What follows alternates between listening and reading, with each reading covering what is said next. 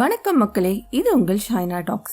Last எபிசோட்ல நீங்க ஒரு பிசினஸ்ல சக்சஸ் அடையிறதுக்கு எந்த மாதிரி யோசிக்கணும்னு தெளிவா ஆர்த்தர் நம்மளுக்கு சொல்லி கொடுத்திருந்தாரு. அது ரொம்ப இன்ஃபர்மேட்டிவா இருந்திருக்கும்னு நினைக்கிறேன். இதுக்கு முந்தின எபிசோடோட லிங்கை டிஸ்கிரிப்ஷன்ல கொடுத்துருக்கேன். அதை கேட்காதவங்க அதுல போய் கேட்டுக்கலாம்.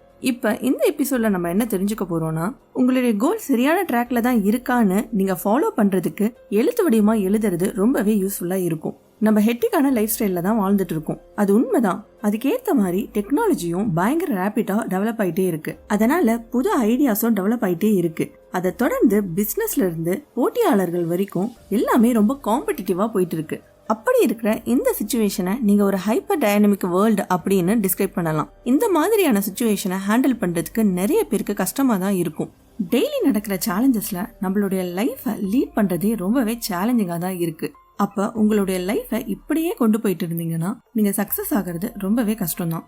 அப்ப இந்த சிச்சுவேஷன்ல இருந்து நம்ம எஸ்கேப் ஆகிறதுக்கு என்ன செய்யலாம்? அதுக்கு நம்ம செய்ய வேண்டியது நம்மளுடைய கோலை ஃபிக்ஸ் பண்றதுதான்.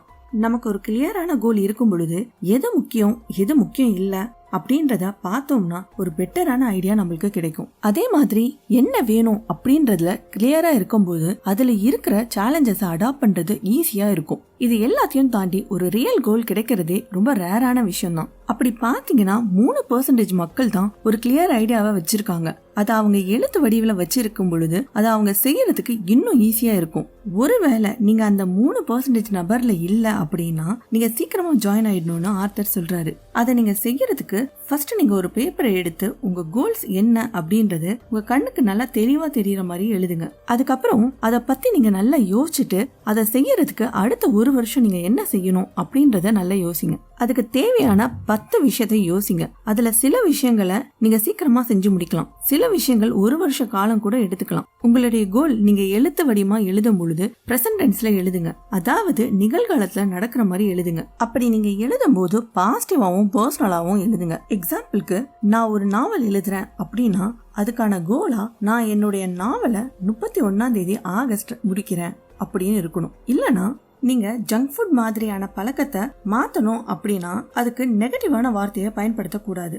அதாவது அதை எழுதும் பொழுது ஸ்டாப் ஈட்டிங் ஜங்க் ஃபுட் அப்படின்னு எழுதுறதுக்கு பதிலா ஐ ஆம் அ ஹெல்தி ஈட்டர் அப்படின்னு பயன்படுத்தலாம். அப்பதான் நீங்க செய்ய வேண்டியது, நீங்க எழுதி வச்சிருக்க லிஸ்ட பார்த்து இந்த வருஷம் நீங்க நிஜமாவே என்ன செய்யணும் அப்படின்றத கண்டுபிடிப்பீங்க. அதை நீங்க கண்டுபிடிச்சதுக்கு அப்புறம் ஆர்த்தர் சொல்ற மாதிரி அதுதான் உங்க வாழ்க்கையோட அர்த்தமா இருக்கும்.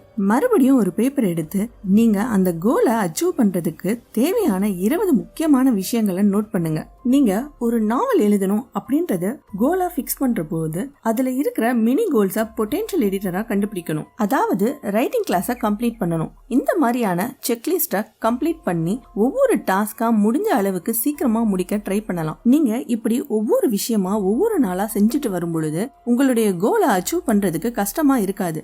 இப்ப ஒரு குட்டி கதையை கேட்கலாம். கடல்ல 2 நண்ணுங்க ஃப்ரெண்ட்ஸா இருந்தாங்க. அவங்க 2 பேரும் அவங்க இருக்கிற ஏரியால செம ஜாலியா கெத்தா மாசு காட்டி வாழ்ந்துட்டு வந்தாங்க. அவங்களுடைய ஒரு பெரிய ஆசை என்னன்னா அவங்க கடைசி வரைக்கும் அந்த கடல்லையே வாழணும், அவ்வளவுதான். எந்த ஒரு மனுஷனுக்கும் இரையாயிடக்கூடாதுன்றதுதான் அவங்களோட ஆசையே. ஆனா இந்த 2 நண்டுல ஒரு நண்டு ரொம்பவே போல்டு, எதுக்குமே பயப்படாது.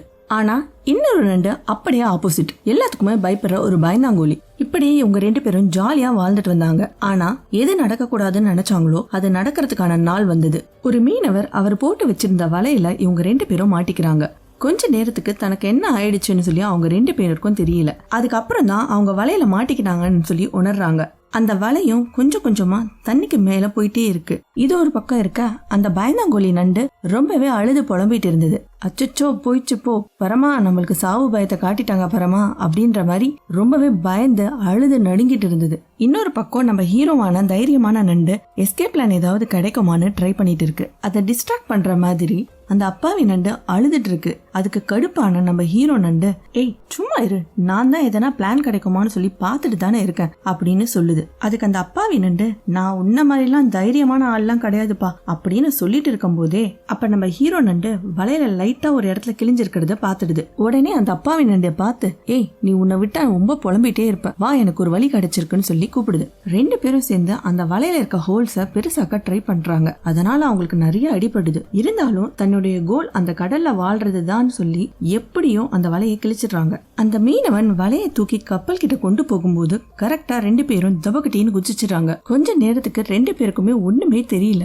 என்ன நடந்துச்சுன்னு புரியல. அதுக்கப்புறம் கண்ணை திறந்து பார்த்தா அவங்க 2 பேரும் தண்ணிக்குள்ள இருக்காங்க. அப்பதான் அவங்களுக்கு புரியுது அவங்க கடலுக்கே திரும்பிட்டாங்கன்னு. அப்புறம் என்ன, அவங்க 2 பேரும் ஜாலியா அவங்க வாழ்க்கைய வாழ தொடங்கிட்டாங்க. இந்த கதை நம்மளுக்கு என்ன சொல்லுதுன்னா, நம்மளுடைய கோல் இதுதான்னு சொல்லி பிக்ஸ் பண்ணிட்டோம்னா அது நம்ம கோலை அடையணும்ன்ற தூண்டல் நம்மளுக்குள்ள எப்பவுமே சொல்லிட்டு இருக்க ஒரு விஷயம் என்னன்னா, never ever give up. So இந்த எபிசோட்ல உங்களுடைய கோலை எப்படி பிக்ஸ் பண்றது, அதை அடையறதுக்கு என்ன மாதிரியான விஷயங்களை செய்யணும், இது எல்லாத்தையும் இந்த புக்கு மூலமா தெரிஞ்சுக்கிட்டு வரும். சோ இந்த புக்கை தொடர்ந்து கேட்க ஸ்டே டியூன் வித் மீ.